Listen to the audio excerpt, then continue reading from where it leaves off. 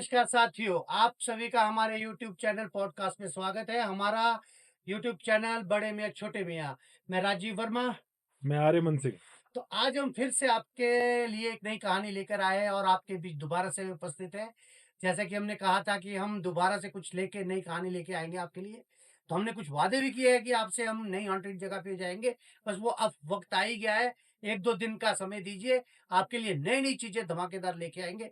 नए haunted place पे जा जाके आपको हम नए उत्साहित नई-नई चीज़ें, नए-नए मतलब रोंगटे खड़े करने वाली ऐसी-ऐसी हरकतें आपको करके दिखाएँगे, जो भूत होते हैं उन्हें भी लाइव दिखाएँगे, अगर होते हैं, कहीं दिखेंगे तो। यही चेक करने जाएंगे अब। हाँ, और आपके सामने आज आर्यमन सिंह चौहान हमारे छोटे भाई दोबारा से आए हैं, कुछ एक नया ऐतिहासिक लेकर, क्योंकि हमारा जो ये पॉडकास्ट यूट्यूब चैनल है, इसमें हम हर तरह की स्टोरीज़, हिस्ट्री, हॉरर, धार्मिक, हर तरह की हम कहानियाँ लेके आते हैं। तो आर्यमन सिंह जी, आज आप कुछ लेके आए हैं, बताइए?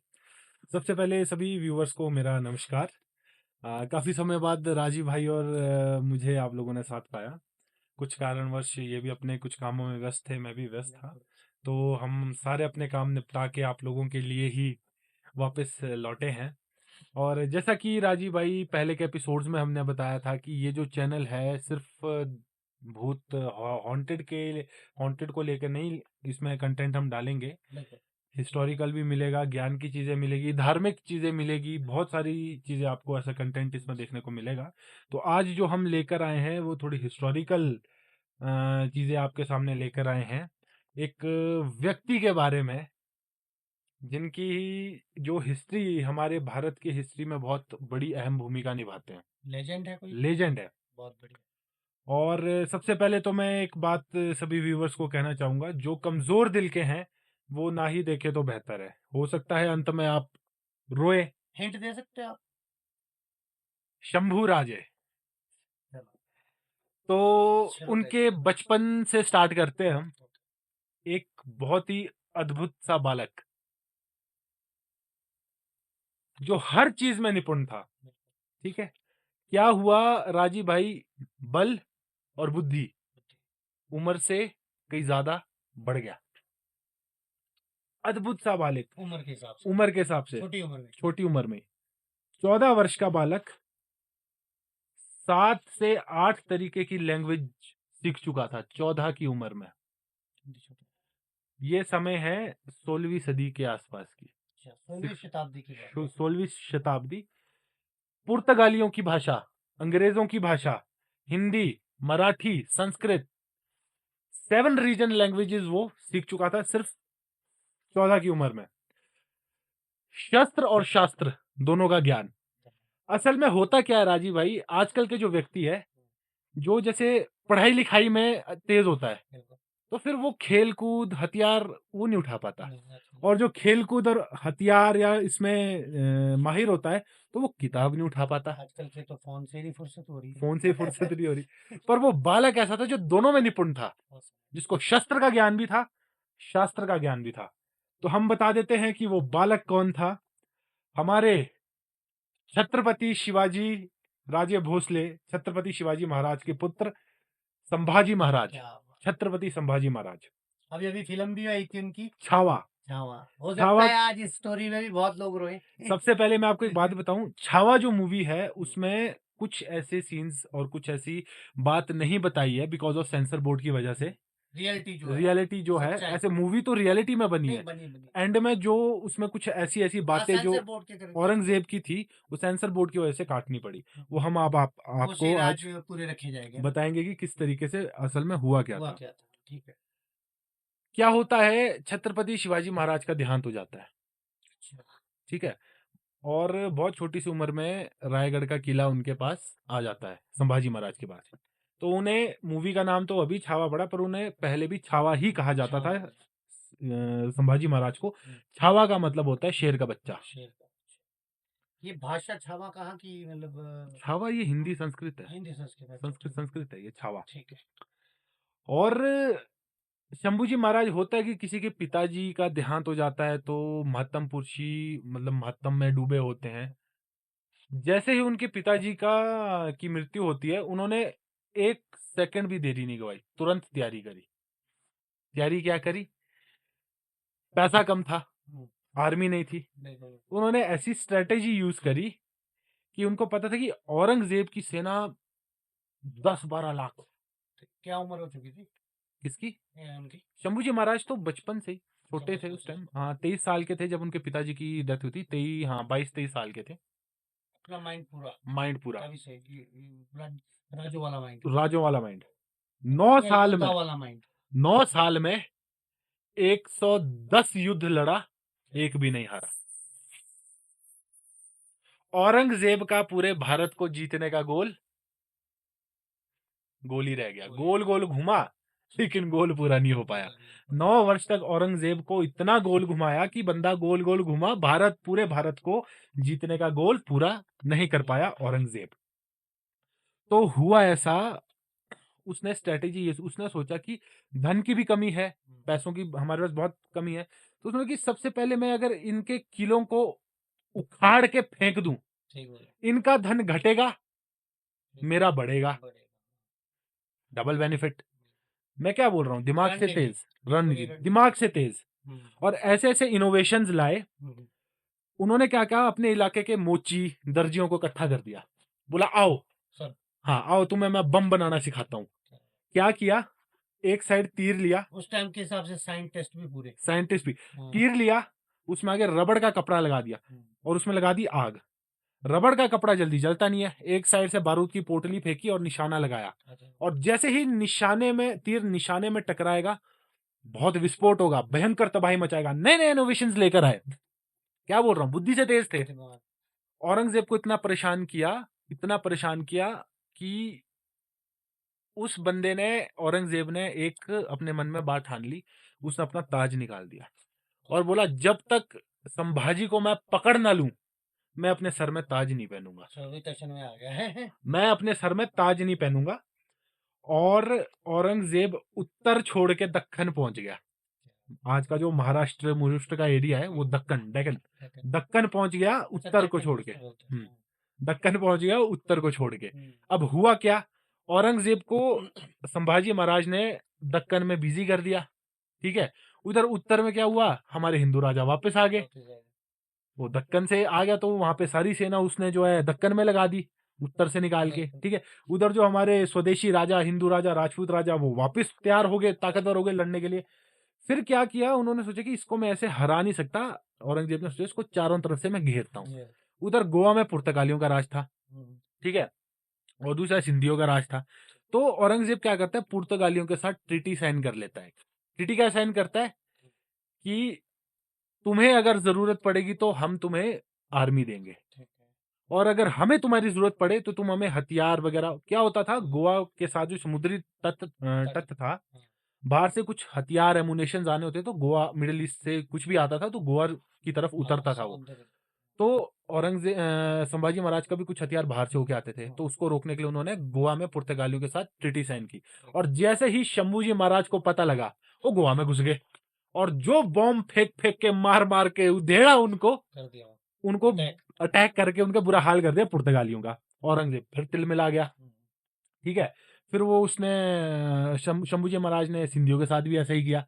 तो औरंगजेब ने पुर्तगालियों के पास गया, उन्हें दोबारा जो है ताकतवर बनाया, सिंधियों को दोबारा ताकतवर बनाया, दोबारा लड़ने के लिए तैयार हो गया। तो औरंगजेब ने एक बात तो मन में ठान ली, यार इस बंदे से सीधा तो मैं नहीं लड़ सकता, ये बड़ा, मैं इसको, मैं कुछ इसका दम लगा दे, इसका मैं कुछ कर ही नहीं सकता।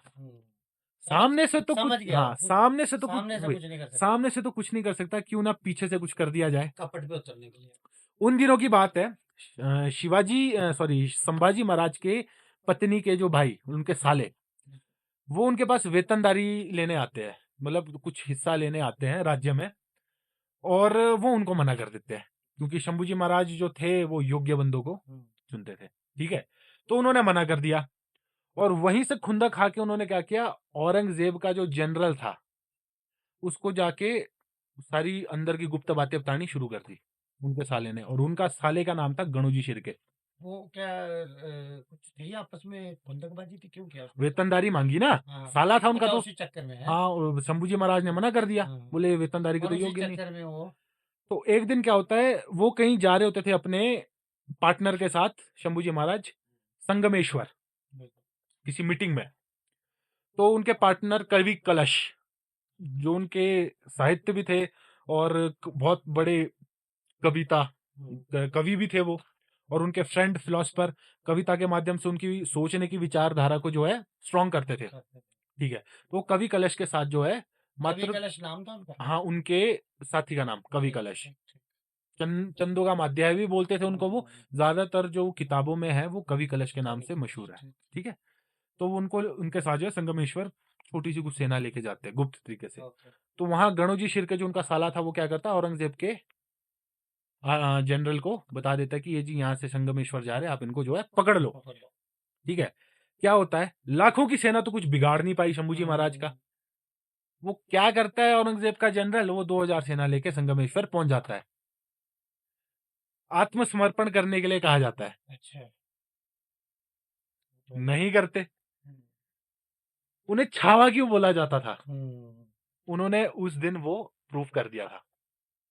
हाँ, तभी है। 2000 आदमी, अच्छा। उन्होंने जो है पहले तो उनके जो थोड़ा 100-200 सैनिक अपने साथ ले गए थे शंभूजी महाराज, उनको पूरा खत्म कर दिया। ठीक है, एंड में बचे शंभूजी महाराज और उनके कवि कलश। यही वाली लड़ाई ज्यादा फेमस है ना, जो लड़ाई स्टोरीज में भी स्टोरी आते में हैं। ये भी ज्यादा फेमस है वो तो, हाँ, ये एंड का बता रहा था मैं, हाँ। जैसे उनको पकड़ा था। हम्म, तो उनको समाप्त करके सिर्फ दो व्यक्ति बचते हैं, गणोजी शिर्के, हम्म, सॉरी गणोजी शिर्के नहीं, आपके कवि कलश कवि कलश, और शंभूजी महाराज। शंभू महाराज। ठीक है, तो होता क्या है, ये दो इतनी बहादुरी दिखाई कि उन 2000 लोगों को भी हर कुछ घंटे लग गए उनको पकड़ने में, दो पर दो भी दो पर दो। और कहते हैं अंत में जाके उनको बोलते इतनी मोटी बेड़ियां, पकड़ लिए, मतलब। उससे पकड़ लिया। और वो बेड़ियां आज तक रायगढ़ में कि सिंहगढ़ में कि रायगढ़ में वो अभी तक वो बेड़ियां रखी है, जिससे उनको बांध के ले गए थे औरंगजेब। एग्जीबिशन में रखी है वो बेड़ियां। तो बेड़ियां देख के डर जाओगे, ऐसा लगा कि जैसे किसी राक्षस को बांधा था उससे, तो उस टाइम इतनी मोटी बेड़ियां। अच्छा, उस टाइम की हाइट भी उनकी इतनी तो थी नहीं, नहीं, उनकी 10 हाइट 15 नॉर्मल, फुट नहीं नहीं नहीं नहीं, है। नॉर्मल हाइट थी उनकी। अच्छा। जैसे आज के तो कितने 300-250 साल पुरानी बात है ये। हाँ, तब तो, हाँ, 16वीं शताब्दी में हाँ, तो 16वीं नहीं। शताब्दी की बात है ये, तो नॉर्मल हाइट थी फिर भी ऐसे। चलो, मतलब महाराणा प्रताप जैसे तो, जानदार आदमी हाँ, तो होते थे जैसे ना तो उस टाइम। महाराणा प्रताप थे, हाँ, 7 फीट की हाइट थी उनकी, हाँ, वैसे नहीं थे वो, नॉर्मल थे, जैसे 5'11" 6 फुट के होंगे, नॉर्मल हाइट पर के थे। जानदार था आदमी, गटसी था। गढ़जी बहुत थे वो। हाँ, ठीक है, और रणनीतिकार। रणनीतिकार, बुद्धि से बिल्कुल। तो वो ज्यादातर उनमें क्या था, देखिए मैं बताता हूँ, शंभूजी महाराज में उनमें डबल कॉम्बो था उनके अंदर। पूछो क्या, कैसे? शिवाजी महाराज की भी उनमें गुण थे, अच्छा। और महाराणा प्रताप और शिवाजी महाराज का मिक्सचर था वो बंदा। अच्छा। शिवाजी महाराज बहादुर थे, झुकते नहीं थे किसी के सामने, और महाराणा प्रताप द्विकंटक नीति, हाँ, छापामार युद्ध में माहिर थे, और शंभूजी महाराज ने इन दोनों को आराध्य बनाया अपना। हाँ, बिल्कुल। ठीक है, मराठा थे ये लोग, बिल्कुल। पर मराठाओं का मैं बताऊं, असल में जो एंसेस्टर्स थे मराठा के, ये राजस्थान से माइग्रेट होके महाराष्ट्र पहुंचे थे। अच्छा। सिसोदिया वंश, अच्छा। राजपूत ही थे ये। ठीक। तो इन्होंने इतनी तबाही मचाई राजपूतों ने, उस टाइम राजपूत ही थे, मराठा तो एक रीजन है। रीजन है। ठीक है, कि एक मैं आपको बताता हूं, कासम के साथ एक इब्राहिम कासिम है हाँ, अरबी, जब उन्होंने भारत में अटैक किया, उसके उनके साथ जो है एक इतिहासकार साथ में आया था, बिलदौरी की बिलाउदी, बिलदौरी नाम था उसका बिल्दौरी। कुछ, हाँ बिलदौरी कुछ ऐसे नाम था। तो वो अपनी किताब में क्या लिखता है कि जब हम हिंदुस्तान पहुंचे तो राजपूतों ने हमारी वो ठुकाई करी, वो पिटाई करी कि हिंदुस्तान में हमारे को शक्ल छुपाने की जगह नहीं मिली। बिल्कुल।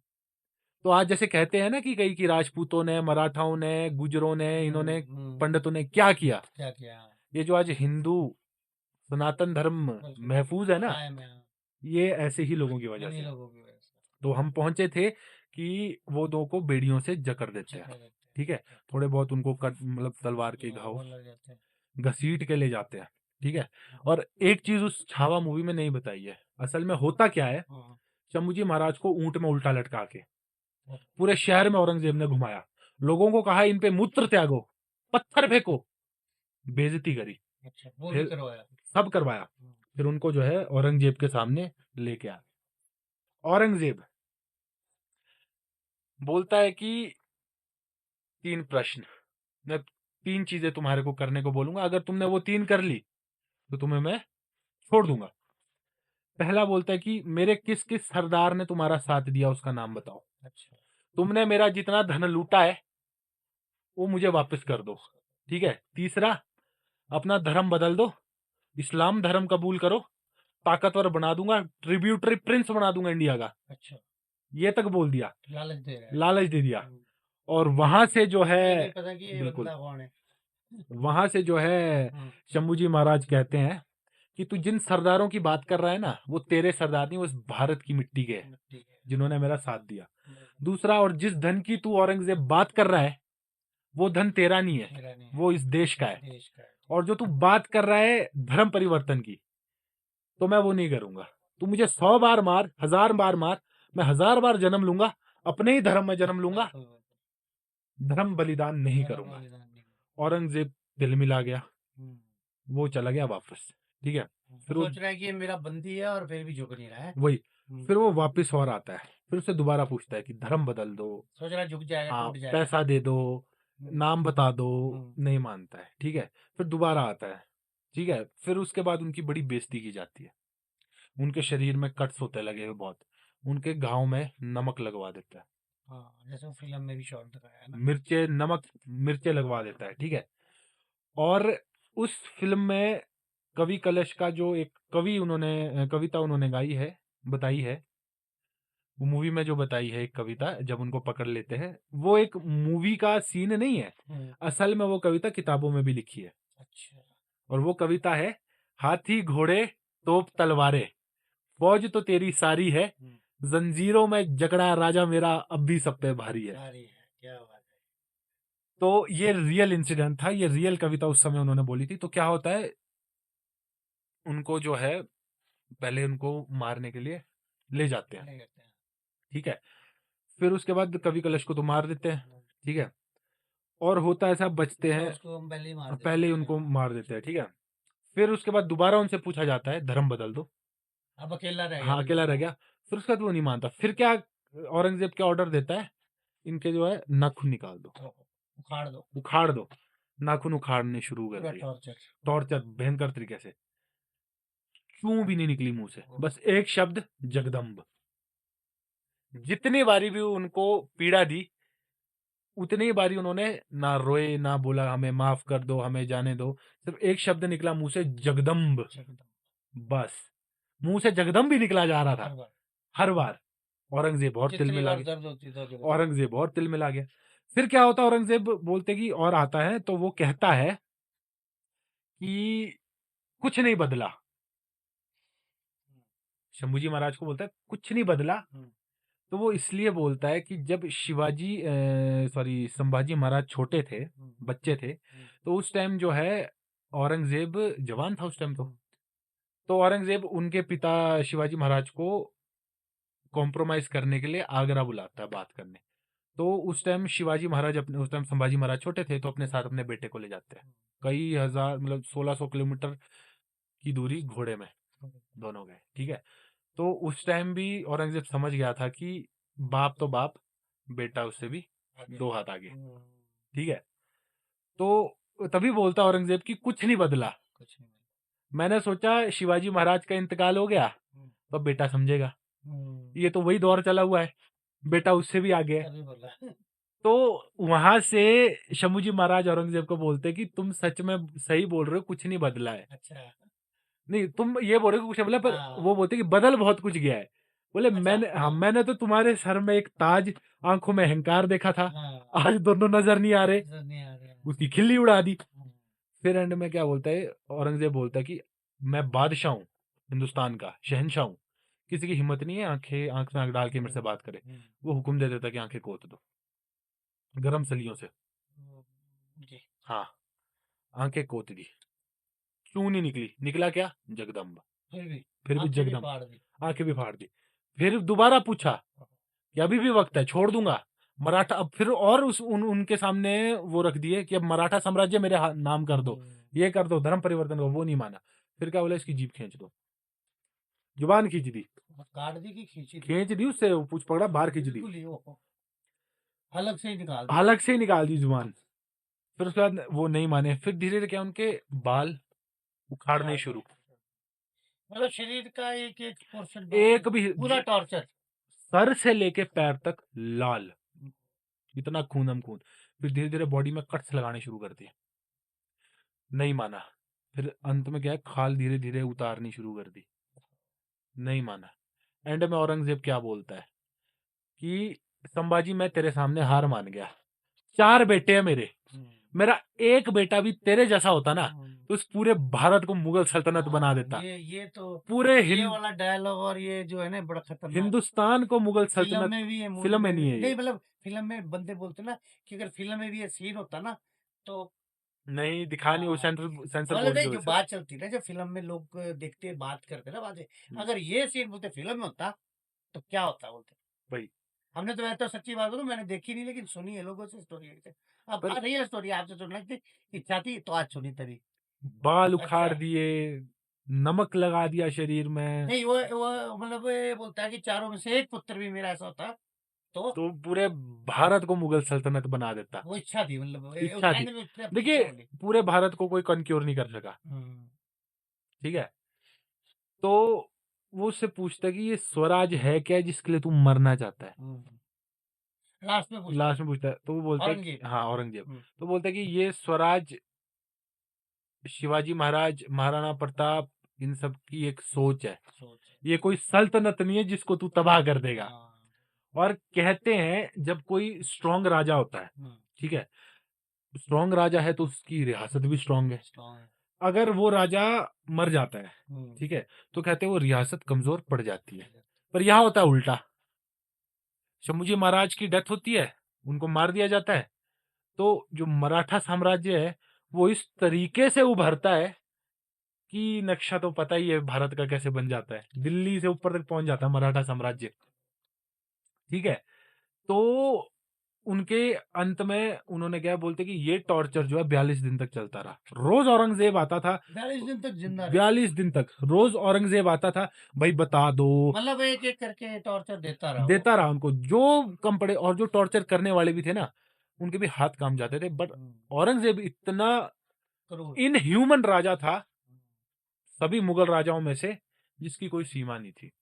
तो ये अंत था उनके साथ, काफी 42 दिन तक टॉर्चर होता है। अंत में औरंगजेब क्या करता है, उन बाग नख लेके उनके शरीर के छोटे छोटे टुकड़े कर देता है।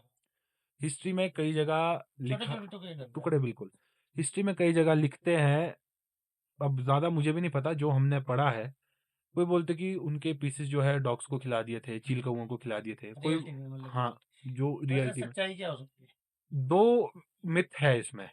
कोई बोलता है कि चील कौओं और कुत्तों को खिला दिए थे, हाँ। और एक ये भी है कि कुत्तों के लिए ये भी बोला था कि औरंगजेब ने पहले बोला था जब दोनों जिंदा थे, कवि कलश और संभाजी महाराज, कि इनके शरीर के इतने टुकड़े करना, टुकड़े करके कुत्तों को खिला दो। तो वहां से गणोजी, सॉरी, कवि कलश बोलते कि हमारे जो शरीर के टुकड़े है, घोष्ट है, वो अपने कुत्तों को ही खिलाना, इसी उस पे उनको थोड़ी वफादारी चखने को मिलेगी। ये भी एक है, मूवी में भी बताया है और रियलिटी में भी है ये।